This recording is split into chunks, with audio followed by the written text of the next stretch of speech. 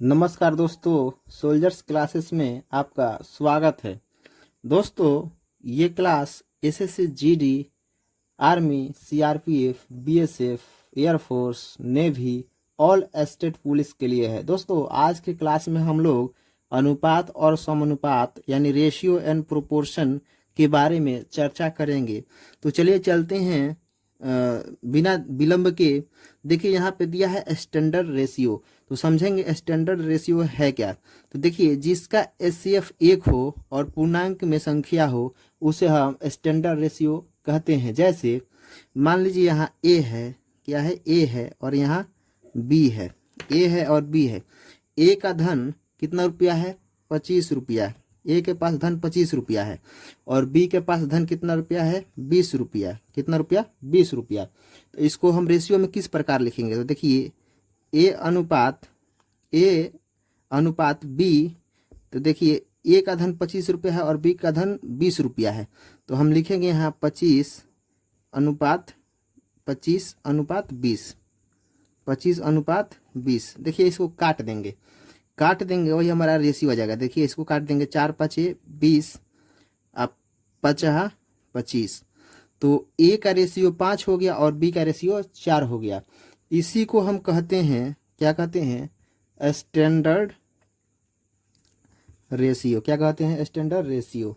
इसी को हम कहते हैं स्टैंडर्ड रेशियो, है ना। तो इतना आशा करते हैं कि आप लोग समझ गए होंगे। अब चलिए चलते हैं रेशियो के सवाल के तरफ। देखिए यहाँ प्रश्न है, यदि 10:13 समानुपात x/26 हो तो x का मान क्या होगा। यानी कह रहा है यदि 10:13 समानुपात x/26 यानी 10:13 के बराबर x/26 हो तो x का मान क्या है, यानी x का मान पूछ रहा है। तो देखिए क्या करेंगे, हम 10:13 को हम ऐसे लिख सकते हैं, क्या, 10/13 और ये है समानुपात यानी इसके बराबर x/26 है। क्या, इसके बराबर कितना है, यानी 10:13 के बराबर x/26 है। तो हम इस फॉर्मेट में लिख सकते हैं ना, 10/13 समानुपात का मतलब होता है बराबर x/26। तो देखिए इसको काट देंगे, क्या करेंगे, x का वैल्यू निकालने के लिए क्या करेंगे, 13 से 26 कट जाएगा। कितने नंबर में, 13 दूना 26। अब देखिए x का मान अब कहीं से कट नहीं सकता है, क्योंकि बराबर जब रहता है तो क्या होता है, नीचे से नीचे कटता है, ऊपर से ऊपर कटता है, या ऐसे कट जाता है, लेकिन तिरछा तिरछी नहीं कट सकता है। तो हम क्या करेंगे, x का वैल्यू यहाँ आ जाएगा हमारा, 10 में 2 से गुणा कर देंगे 20, यानी हमारा 20 क्या हो गया, x का वैल्यू निकल गया। ये हमारा क्या हो गया, आंसर हो गया। यही क्या हो गया, आंसर हो गया। चलिए चलते हैं नेक्स्ट प्रश्न की ओर और सॉल्व करने का प्रयास करते हैं। यहाँ पर देखिए एक प्रश्न है, यदि 25:x समानुपात 75:15 हो तो x का मान क्या होगा। यानी कह रहा है यदि 25:x प्रोपोर्शन 75:15 हो तो x का मान क्या होगा। यहाँ x का मान पूछ रहा है, क्या, x का मान। तो इसको चलिए सॉल्व करते हैं उसी तरह से रख के। देखिए यहाँ पे क्या करेंगे, 25/x हो जाएगा, क्या, 25/x। समानुपात का मतलब होता है बराबर, मतलब इसके बराबर 75/15 है। तो चलिए काट देते हैं, देखिए कट जाएगा, ये क्या कट जाएगा। तो काटिए इसको, देखिए 15 का 15, 15 29, ऐसे नहीं, रुकिए 1 मिनट। चलिए इसको काट दीजिए, देखिए कट जाएगा।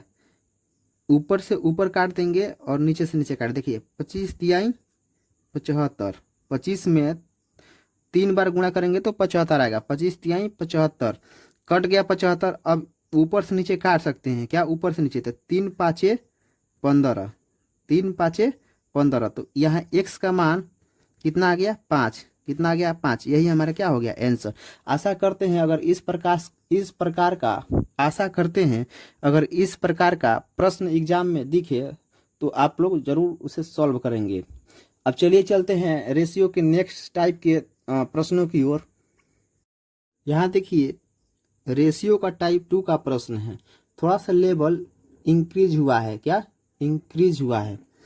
चलिए चलते हैं प्रश्न की ओर, देखते हैं। देखिए यहाँ पे दिया है, यदि a/b बराबर 3:5 है, b/c बराबर 6:9 है, तो a b c का मान पूछा है, ए बी सी का मान क्या होगा। देखिए ए का वैल्यू दिया है 3 और बी का वैल्यू दिया है 5, यहाँ बी का वैल्यू दिया है 6 और सी का वैल्यू दिया है 9। तो पूछ रहा है ए बी सी बराबर क्या। ऑप्शन दिया है 6:10:12, बी में दिया है 6:10:15, सी में दिया है 5:10:15 और डी में दिया है नॉन ऑफ दिस, इनमें से कोई नहीं। तो चलिए इस प्रश्न को सॉल्व करते हैं। देखिए यहाँ पे ए और बी और सी का मान पूछ रहा है, तो बिल्कुल आसान तरीका और आसान मेथड से बताएंगे ताकि किसी भी प्रकार का रेशियो हो तो आप लोग इस मेथड के हिसाब से सॉल्व कर सके। देखिए ए और बी सी पूछा है तो हम इसको क्या लिख लेंगे, क्या लिखेंगे, ए और बी और सी पूछा है हमसे, तो मैंने लिख लिया। अब यहाँ पे मान इसका रख देंगे। देखिए ए का मान 3 है तो ए में क्या रख दिए 3, बी का मान कितना है 5 है तो बी में रख दिए 5, और सी का मान कहाँ दिया है यहाँ पे 9। तो देखिए पहले यहाँ पे फिर बी का मान दिया है 6, तो बी में क्या कर देंगे 6 बैठा देंगे, और सी का मान दिया है 9 तो हम यहाँ पे सी का मान लिख देंगे 9, इसके सामने ही लिखेंगे। ठीक है, जब जो मान यहाँ रहेगा वही मान इसके सामने लिखेंगे। अब देखिए यहाँ जगह खाली है, क्या यहाँ जगह खाली है और यहाँ जगह खाली है, तो देखिए इस जगह को कैसे भरेंगे। यहाँ 5 है ना, तब जो यहाँ पे अंक है ना, कोई भी अंक यहाँ पे रहे तो यहाँ 5 है तो हम इसको 5 यहाँ पे लिख देंगे। यहाँ पे 6 है ना, तो इसके बगल में क्या करेंगे 6 लिख देंगे, पूरा जगह भर गया। अब देखिए बराबर कर देंगे, अब गुना कर देंगे, 9 5 45, 6 5 30 और 6 3 18। अब इसको काट देंगे, देखिए कट जाएगा, 6 3 18, 10 3 30 और 15 3 45, क्या हो गया 6:10:15।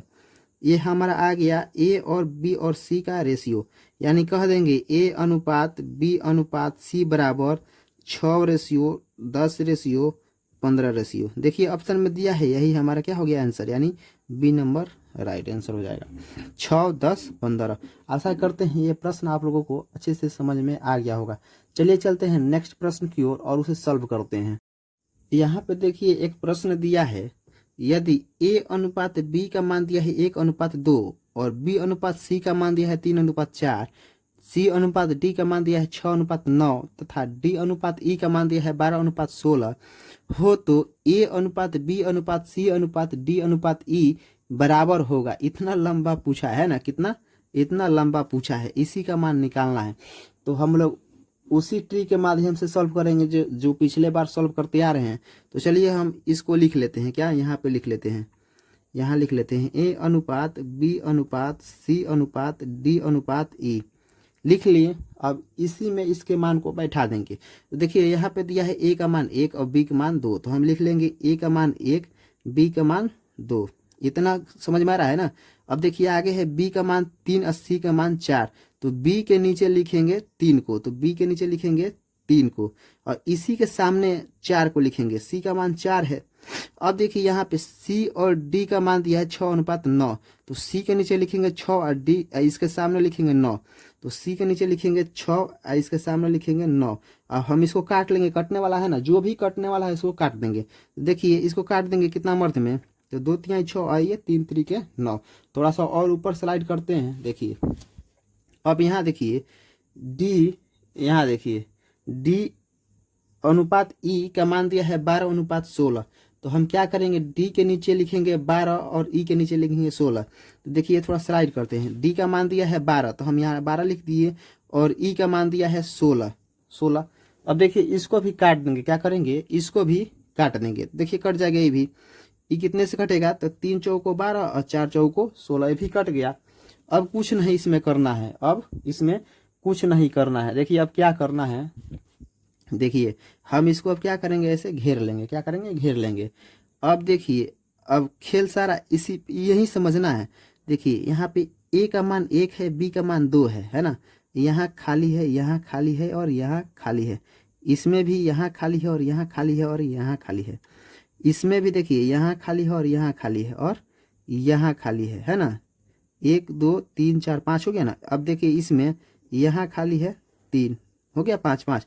अब देखिए क्या करना है, यहाँ 1:2 है, तो इधर जितना खाली है तो 2 के बाद में सब में 2 बैठा देंगे, 2 बैठा देंगे, क्योंकि 2 के बाद सब खाली है तो 2 बैठा दिए। यहाँ 4 के बाद 2 खाली है तो हम क्या करेंगे 4 बैठा देंगे।